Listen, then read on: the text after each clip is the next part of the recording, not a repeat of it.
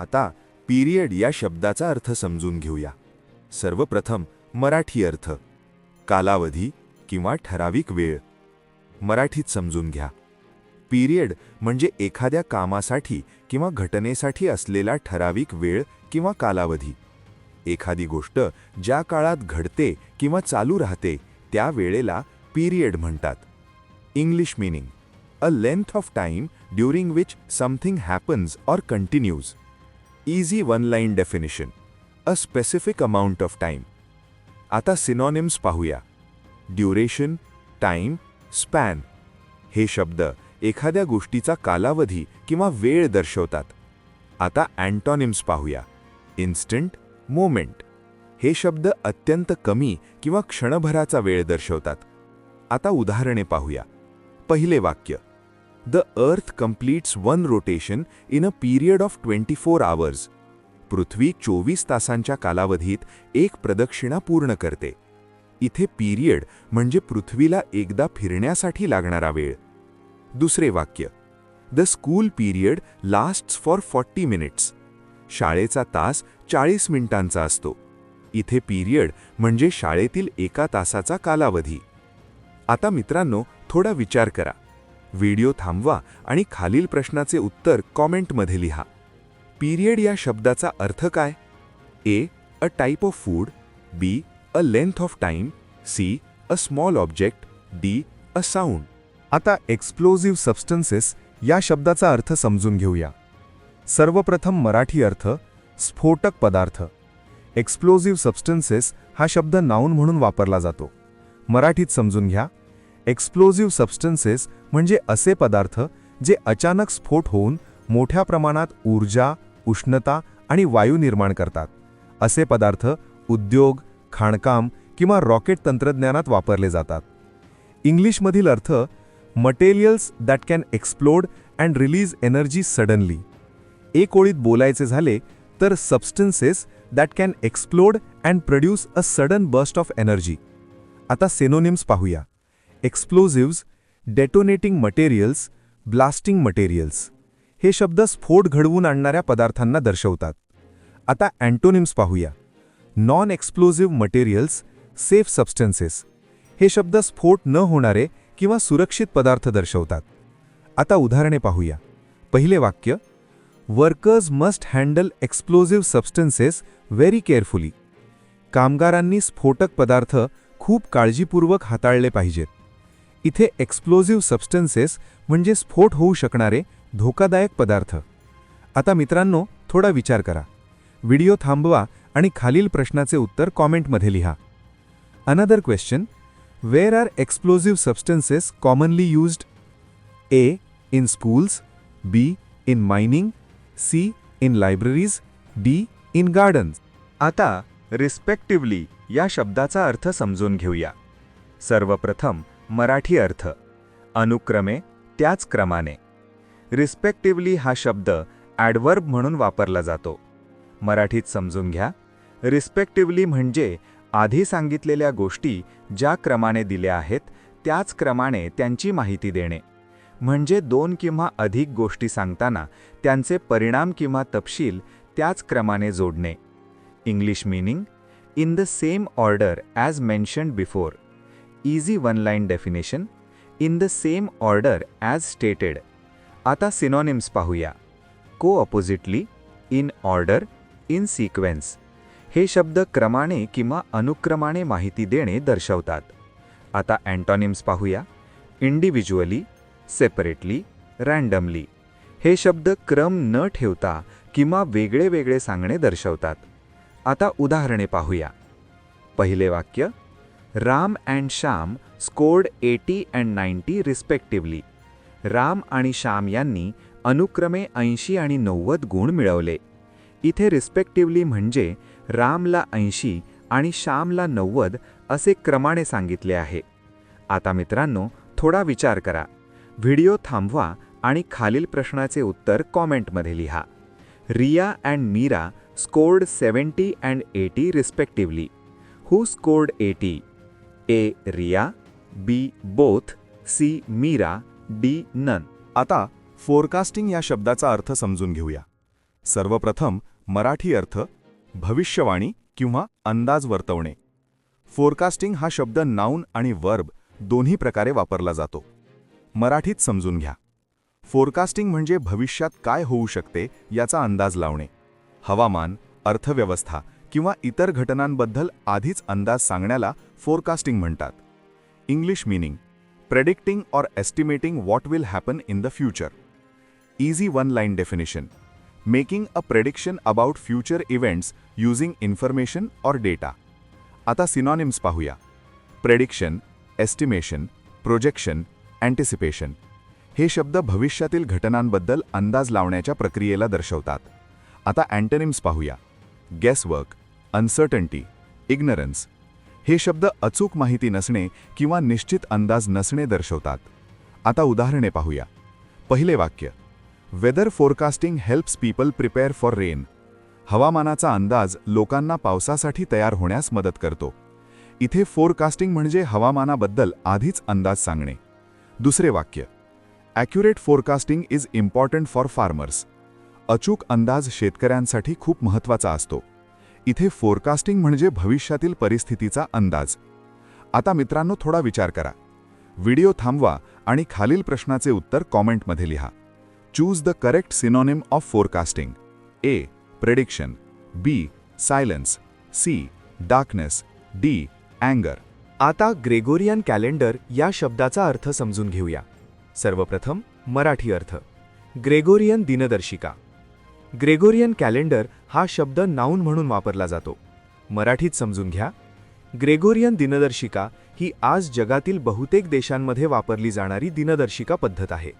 या दिनदर्शिकेत वर्षात 12 महिने आणि 365 दिवस असतात, तर लीप वर्षात 366 दिवस असतात. English meaning: the calendar system used in most parts of the world today.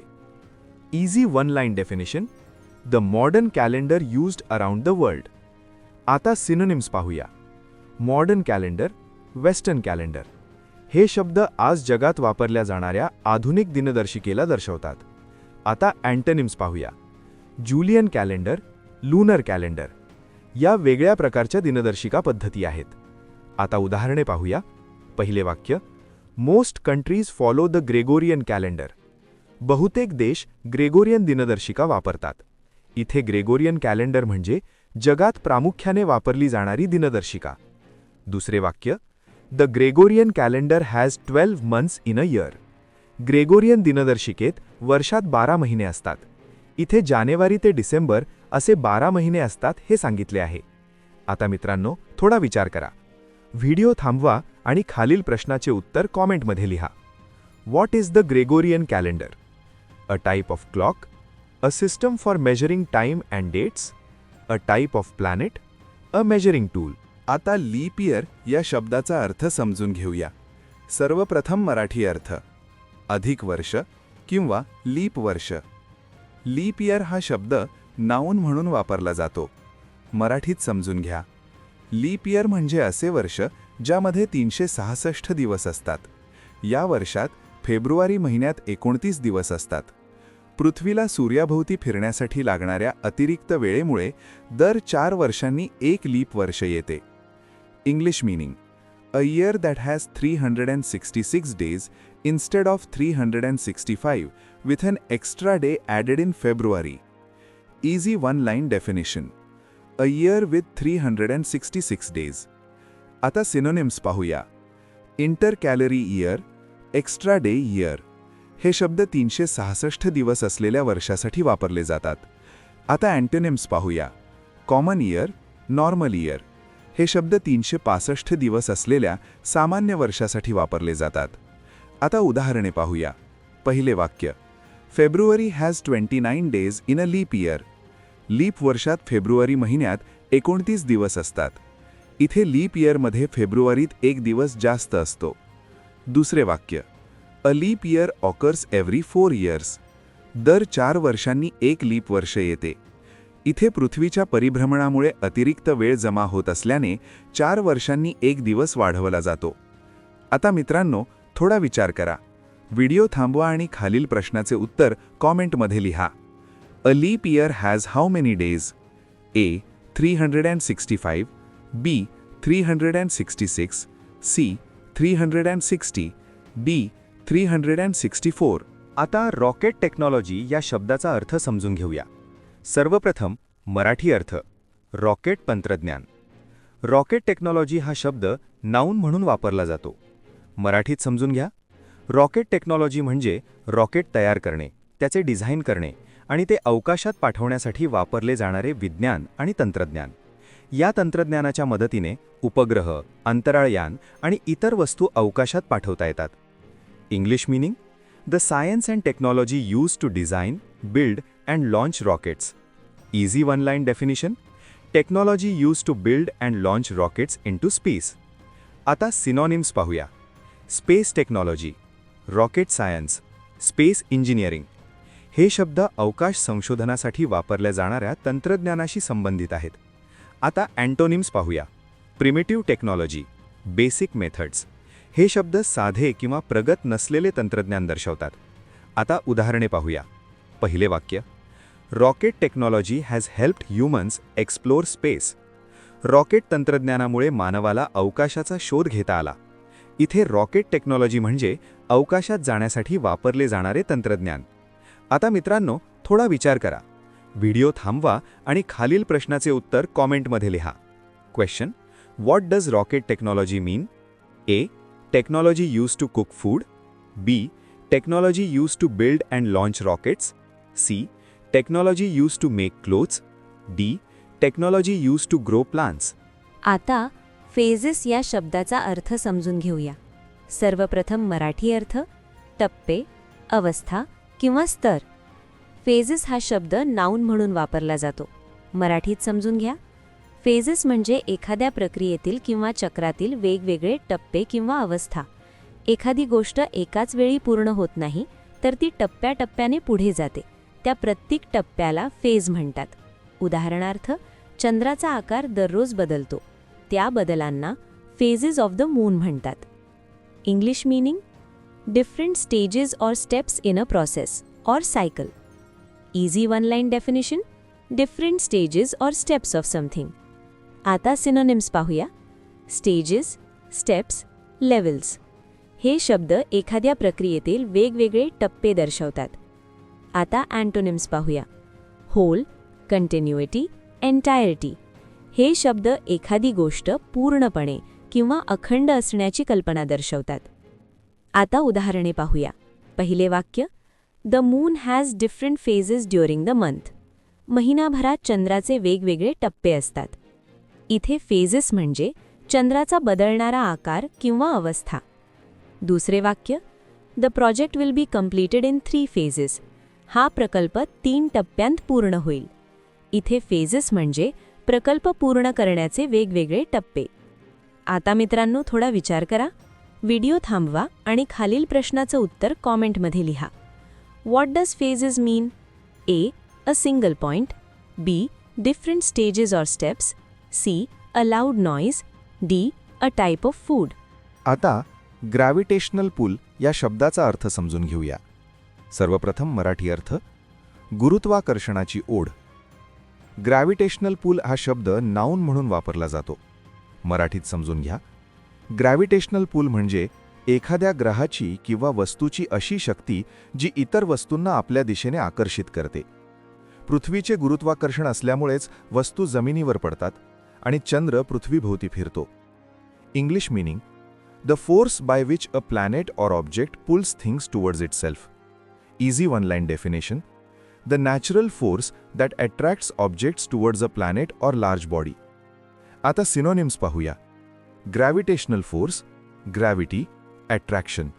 हे शब्द वस्तूंना एकमेकांकडे ओढणाऱ्या शक्तीला दर्शवतात. आता अँटोनिम्स पाहूया. रिपल्शन, वीटलेसनेस. हे शब्द ओढ नसणे किंवा गुरुत्वाकर्षणाचा अभाव दर्शवतात. आता उदाहरणे पाहूया. पहिले वाक्य: the moon stage in orbit because of earth's gravitational pull. पृथ्वीच्या गुरुत्वाकर्षणाच्या ओढीमुळेच चंद्र त्याच्या कक्षेत राहतो. इथे ग्रॅव्हिटेशनल पुल म्हणजे पृथ्वीची चंद्राला ओढणारी शक्ती. आता मित्रांनो, थोडा विचार करा. व्हिडिओ थांबवा आणि खालील प्रश्नाचे उत्तर कॉमेंटमध्ये लिहा. Question: what does gravitational pull mean? A. A force that pushes objects away. B. A force that pulls objects towards a planet. C. A force that breaks objects. D. A force that heats objects. आता length या शब्दाचा अर्थ समजून घेऊया. सर्वप्रथम मराठी अर्थ लांबी. Length हा शब्द नाऊन म्हणून वापरला जातो. मराठीत समजून घ्या. लेंथ म्हणजे एखाद्या वस्तूची एका टोकापासून दुसऱ्या टोकापर्यंतची मोजमाप केलेली लांबी, म्हणजेच वस्तू किती लांब आहे हे दर्शवणारे मोजमाप. English meaning: the measurement of how long something is from one end to the other. Easy one line definition: the distance from one end of something to the other. आता सिनोनिम्स पाहूया. डिस्टन्स, एक्सटेंट, मेजरमेंट हे शब्द एखादी वस्तू किती लांब आहे हे दर्शवतात. आता अँटोनिम्स पाहूया. विड्थ, शॉर्टनेस हे शब्द लांबीच्या विरुद्ध किंवा वेगळे मोजमाप दर्शवतात. आता उदाहरणे पाहूया. पहिले वाक्य: the length of the table is 2 metres. टेबलची लांबी 2 मीटर आहे. इथे लेंथ म्हणजे टेबल एका टोकापासून दुसऱ्या टोकापर्यंत किती लांब आहे ते सांगितले आहे. आता मित्रांनो, थोडा विचार करा. व्हिडिओ थांबवा आणि खालील प्रश्नाचं उत्तर कॉमेंटमध्ये लिहा. What does length mean? A. How long something is. B. How heavy something is. C. How loud something is. D. How bright something is. आता ब्रिलियंट या शब्दाचा अर्थ समजून घेऊया. सर्वप्रथम मराठी अर्थ: अतिशय तेजस्वी, अत्यंत बुद्धिमान, उत्कृष्ट. ब्रिलियंट हा शब्द ॲडजेक्टिव्ह म्हणून वापरला जातो. मराठीत समजून घ्या. ब्रिलियंट हा शब्द खूप तेजस्वी प्रकाश असलेल्या गोष्टींसाठी किंवा अत्यंत हुशार आणि उत्कृष्ट व्यक्तीसाठी वापरला जातो. एखादी कल्पना, काम किंवा व्यक्ती खूप चांगली असेल तरही हा शब्द वापरला जातो. इंग्लिश मीनिंग: व्हेरी ब्राईट और very intelligent. Easy one line definition: very bright और व्हेरी इंटेलिजंट. आता सिनोनिम्स पाहूया. ब्राईट, इंटेलिजंट, एक्सलंट, स्मार्ट हे शब्द हुशारी, उत्कृष्टता किंवा तेजस्वीपणा दर्शवतात. अँटोनिम्स म्हणजे विरुद्धार्थाचे शब्द: डल, स्टुपिड, डिम, ऑर्डिनरी हे शब्द कमी बुद्धिमत्ता किंवा साधेपणा दर्शवतात. आता उदाहरणे पाहूया. पहिले वाक्य: she is a brilliant student in the class. ती वर्गातील अत्यंत हुशार विद्यार्थिनी आहे. इथे ब्रिलियंट म्हणजे खूप बुद्धिमान. दुसरे वाक्य: the diamond gave a brilliant shine. हिऱ्याने अतिशय तेजस्वी चमक दिली. इथे ब्रिलियंट म्हणजे खूप तेजस्वी प्रकाश. तिसरे वाक्य: he had a brilliant idea to solve the problem. समस्या सोडवण्यासाठी त्याच्याकडे एक उत्कृष्ट कल्पना होती. इथे ब्रिलियंट म्हणजे खूप चांगली किंवा उत्कृष्ट कल्पना. आता मित्रांनो, थोडा विचार करा. व्हिडिओ थांबवा आणि खालील प्रश्नाचे उत्तर कॉमेंटमध्ये लिहा. Question: what does brilliant mean? A. Very dull. B. Very bright or intelligent. C. Very slow. D. Very weak. आता फेंट या शब्दाचा अर्थ समजून घेऊया. सर्वप्रथम मराठी अर्थ: बेशुद्ध पडणे, अशक्त होणे, क्षीण. फेंट या शब्दाचे 2 उपयोग होतात. तो ॲडजेक्टिव्ह म्हणून वापरला जातो आणि वर्ब म्हणूनही वापरला जातो. मराठीत समजून घ्या. फेंट म्हणजे अचानक बेशुद्ध पडणे किंवा खूप अशक्त वाटणे. तसेच एखादी गोष्ट खूप हलकी, अस्पष्ट किंवा कमी प्रमाणात असणे यासाठीही हा शब्द वापरला जातो. English meaning: to lose consciousness temporarily, weak और unclear. Easy one line definition: to lose consciousness और बिकम व्हेरी वीक. आता सिनॉनिम्स पाहूया. अनकॉन्शियस, वीक, डिझी, पेल हे शब्द अशक्तपणा किंवा बेशुद्ध अवस्थेशी संबंधित आहेत. अँटोनिम्स म्हणजे विरुद्ध अर्थाचे शब्द: स्ट्रॉंग, कॉन्शियस, क्लिअर, ब्राईट हे शब्द ताकद, शुद्धी आणि स्पष्टता दर्शवतात. आता उदाहरणे पाहूया. पहिले वाक्य: she felt dizzy and began to faint. तिला चक्कर आली आणि ती बेशुद्ध पडू लागली. इथे फेंट म्हणजे चक्कर आल्यामुळे शुद्ध जाणे, म्हणजे तिची तब्येत अचानक बिघडली. दुसरे वाक्य: there was a faint sound coming from the room. खोलीतून हलका आवाज येत होता. इथे फेंट म्हणजे खूप हलका किंवा अस्पष्ट आवाज, म्हणजे आवाज स्पष्ट ऐकू येत नव्हता. तिसरे वाक्य: he gave a faint smile before living. निघण्यापूर्वी त्याने हलकीशी स्मितहास्य केले. इथे फेंट म्हणजे अगदी हलकी, कमी दिसणारी स्मित, म्हणजे मोठ्याने हसला नाही, फक्त हलकसं हसला. आता मित्रांनो, थोडा विचार करा. व्हिडिओ थांबवा आणि खालील प्रश्नाचे उत्तर कॉमेंटमध्ये लिहा. Question: what does faint mean? A. To become stronger. B. To lose consciousness. C. To laugh loudly. D. To run fast. आता एक्स्ट्रा या शब्दाचा अर्थ समजून घेऊया. सर्वप्रथम मराठी अर्थ: अतिरिक्त किंवा जास्त किंवा अधिक. एक्स्ट्रा हा शब्द ॲडजेक्टिव्ह म्हणून वापरला जातो. मराठीत समजून घ्या. एक्स्ट्रा म्हणजे आवश्यकतेपेक्षा जास्त असलेली किंवा अतिरिक्त असलेली गोष्ट, म्हणजेच जे नेहमीपेक्षा अधिक असते त्याला एक्स्ट्रा म्हणतात. English meaning: more than what is usual or necessary. Easy one line definition: more than needed or usual. आता सिनोनिम्स पाहूया. ॲडिशनल, मोर, सरप्लस. हे शब्द अतिरिक्त किंवा जास्त असलेल्या गोष्टी दर्शवतात. आता अँटोनिम्स पाहूया. लेस, इनसफिशियंट, लॅकिंग. हे शब्द कमी किंवा अपुरे असणे दर्शवतात. आता उदाहरणे पाहूया. पहिले वाक्य: February has an extra day in a leap year. फेब्रुवारी महिन्यात एक अतिरिक्त दिवस असतो. इथे एक्स्ट्रा म्हणजे फेब्रुवारीत एक दिवस जास्त असतो. दुसरे वाक्य: he worked extra hours to finish the project. त्याने प्रकल्प पूर्ण करण्यासाठी अतिरिक्त तास काम केले. इथे एक्स्ट्रा आवर्स म्हणजे नेहमीपेक्षा जास्त वेळ काम केले आहे. आता मित्रांनो, थोडा विचार करा. व्हिडिओ थांबवा आणि खालील प्रश्नाचे उत्तर कॉमेंटमध्ये लिहा. What does extra mean? A. Less than needed. B. More than needed. C. Very small. D. Very slow. आता मेजरिंग या शब्दाचा अर्थ समजून घेऊया. सर्वप्रथम मराठी अर्थ: मोजणे किंवा मोजमाप करणे. मेजरिंग हा शब्द मुख्यतः वर्ब किंवा जेरंट फॉर्म म्हणून वापरला जातो. मराठीत समजून घ्या.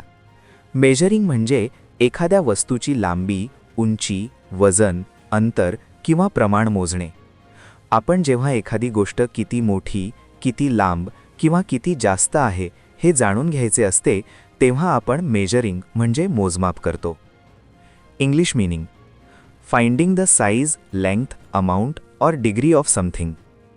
Easy one line definition: finding the size और amount of something.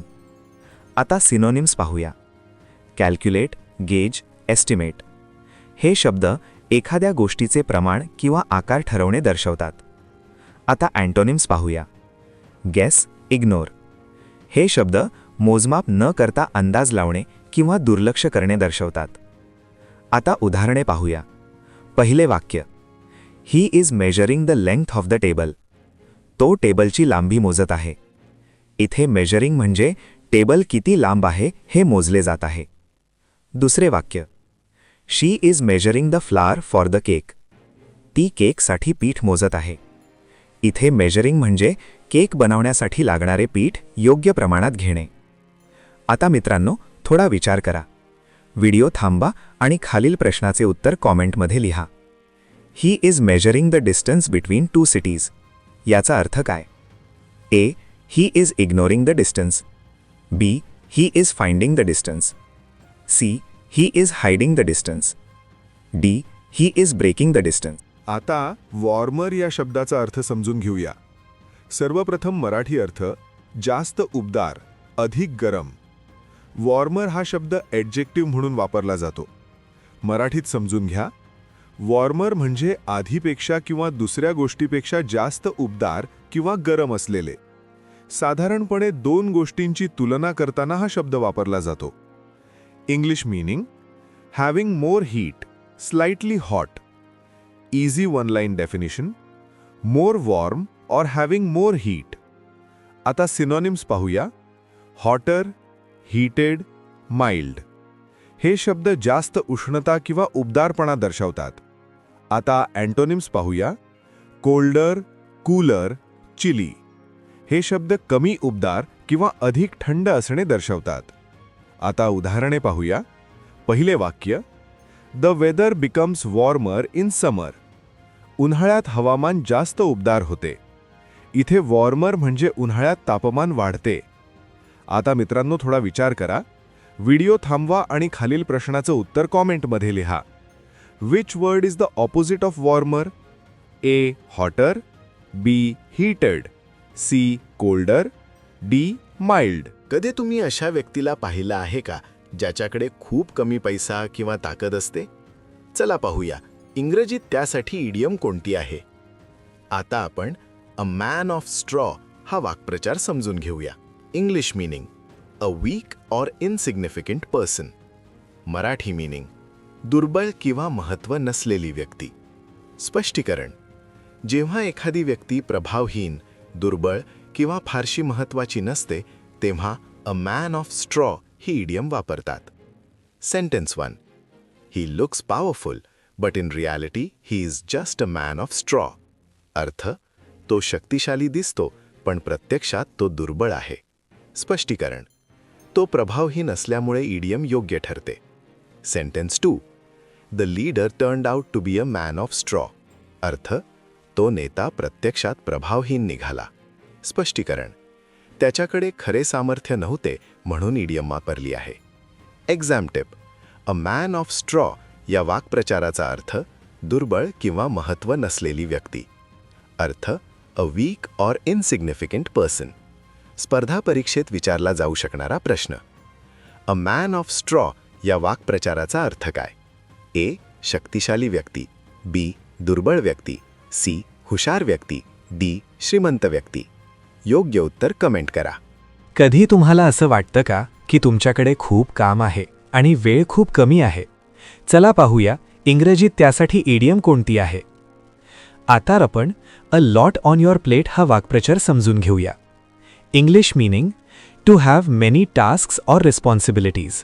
Marathi meaning खूप कामे किंवा जबाबदाऱ्या असणे. स्पष्टीकरण जेव्हा एखाद्या व्यक्तीकडे खूप कामे किंवा जबाबदाऱ्या असतात आणि तो खूप व्यस्त असतो तेव्हा a lot on your plate ही इडियम वापरतात. Sentence 1. She has a lot on her plate this week. अर्थ या आठवड्यात तिच्याकडे खूप कामे आहेत. स्पष्टीकरण तिला अनेक कामे पूर्ण करायची आहेत म्हणून इडियम योग्य ठरते. Sentence 2. I can't take another project because I already have a lot on my plate.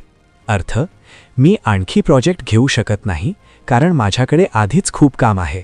स्पष्टीकरण त्याच्याकडे आधीच अनेक जबाबदाऱ्या आहेत म्हणून इडियम वापरली आहे. Exam tip. A lot on your plate means खूप कामे किंवा जबाबदाऱ्या असणे. अर्थ to have many tasks or responsibilities. स्पर्धा परीक्षेत विचारला जाऊ शकणारा प्रश्न. A lot on your plate या वाक्प्रचाराचा अर्थ काय? ए खूप मोकळा वेळ असणे, बी खूप कामे असणे, सी जेवण करणे, डी विश्रांती घेणे. योग्य उत्तर कमेंट करा. इतका वादग्रस्त असतो की लोक त्यावर बोलणं टाळतात का? चला पाहूया इंग्रजीत त्यासाठी इडियम कोणती आहे. आता आपण अ हॉट पटेटो हा वाक्प्रचार समजून घेऊया. English meaning a controversial or difficult issue that people avoid dealing with. Marathi meaning वादग्रस्त किंवा कठीण विषय. स्पष्टीकरण जेव्हा एखादा विषय खूप वादग्रस्त असतो आणि लोक त्यावर चर्चा करणे किंवा जबाबदारी घेणे टाळतात तेव्हा अ हॉट पटेटो ही इडियम वापरतात. Sentence 1. The issue of rising prices has become a hot potato for the government. अर्थ महागाईचा प्रश्न सरकारसाठी वादग्रस्त विषय झाला आहे. स्पष्टीकरण हा विषय कठीण आणि वादग्रस्त असल्यामुळे इडियम योग्य ठरते. Sentence 2. The manager avoided the hot potato during the meeting. अर्थ मॅनेजरने मीटिंगमध्ये त्या वादग्रस्त विषयाला टाळले. स्पष्टीकरण तो विषय हाताळणं कठीण होते म्हणून इडियम वापरली आहे. Exam tip. अ हॉट पटेटो बरोबर वादग्रस्त किंवा कठीण विषय. अर्थ a controversial or sensitive issue. स्पर्धा परीक्षेत विचारला जाणारा प्रश्न. अ हॉट पटेटो या वाक्प्रचाराचा अर्थ काय? ए खाण्याची वस्तू, बी वादग्रस्त विषय, सी आनंदाची गोष्ट, डी सोपे काम. योग्य उत्तर कमेंट करा. कधी तुम्ही अशा व्यक्तीला पाहिलं आहे का जी खूप विद्वान असते आणि लेखन किंवा साहित्य क्षेत्रात प्रसिद्ध असते? चला पाहूया इंग्रजीत त्यासाठी इडियम कोणती आहे. आता आपण अ मॅन ऑफ लेटर्स हा वाक्प्रचार समजून घेऊया. English meaning a learned person or a writer. Marathi meaning विद्वान किंवा साहित्यिक व्यक्ती. स्पष्टीकरण: जी व्यक्ती खूप शिक्षित असते आणि साहित्य, लेखन किंवा ज्ञानाच्या क्षेत्रात प्रसिद्ध असते तिला अ मॅन ऑफ लेटर्स असे म्हणतात. Sentence 1. He is non as a man of letters in his town. अर्थ: तो आपल्या शहरात विद्वान व्यक्ती म्हणून ओळखला जातो. स्पष्टीकरण: तो शिक्षित आणि ज्ञानवान असल्यामुळे इडियम योग्य ठरते. Sentence 2. Rabindranath Tagore was a great man of letters. अर्थ: रवींद्रनाथ टागोर हे महान साहित्यक होते. स्पष्टीकरण: ते महान लेखक आणि कवी होते म्हणून इडियम वापरली आहे. Exam tip 9. A man of letters बरोबर विद्वान किंवा साहित्यिक व्यक्ती. अर्थ: a learned person or a writer. स्पर्धा परीक्षेत विचारला जाऊ शकणारा प्रश्न. अ मॅन ऑफ लेटर्स या वाक्प्रचाराचा अर्थ काय? ए. क्रीडापटू, बी. साहित्यक व्यक्ती, सी. व्यापारी, डी. सैनिक. योग्य उत्तर कमेंट करा. कधी तुम्हाला असं वाटतं का की एखादी गोष्ट अगदी सुंदर आणि मजबूत दिसते पण खूप सहज ढासळू शकते? चला पाहूया इंग्रजीत त्यासाठी इडियम कोणती आहे. आता आपण अ हाऊस ऑफ कार्ड्स हा वाक्प्रचार समजून घेऊया.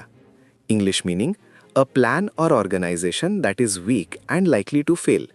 मराठी मीनिंग: अशा गोष्टीचे आयोजन जे कमजोर आहे आणि सहज ढासळू शकते. स्पष्टीकरण: जेव्हा एखादी योजना किंवा समरसते आणि थोड्या त्रासामुळे तुटू शकते तेव्हा अ हाऊस ऑफ कार्ड्स ही इडियम वापरतात. Sentence 1. Their business was successful for a while but it was just a house of cards.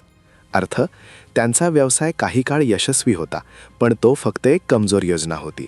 स्पष्टीकरण: थोड्या अडचणीमुळे व्यवसाय ढासळू शकतो म्हणून इडियम योग्य ठरते. Sentence 2. The company's reputation turned out to be a house of cards. या वाक्याचा अर्थ: कंपनीची प्रतिमा खूप कमजोर आणि अस्थिर असल्याचे समोर आले. स्पष्टीकरण: प्रतिष्ठा टिकवणे कठीण होते म्हणून इडियम वापरली आहे. Exam tip: a house of cards म्हणजे कमजोर आणि अस्थिर योजना किंवा संस्था. अर्थ: weak and likely to fail. स्पर्धा परीक्षेत विचारला जाऊ शकणारा प्रश्न. अ हाऊस ऑफ कार्ड्स या वाक्प्रचाराचा अर्थ काय? ए. मजबूत योजना, बी. कमजोर आणि अस्थिर योजना, सी. मोठं घर, डी. सुरक्षित व्यवस्था. योग्य उत्तर कमेंट करा.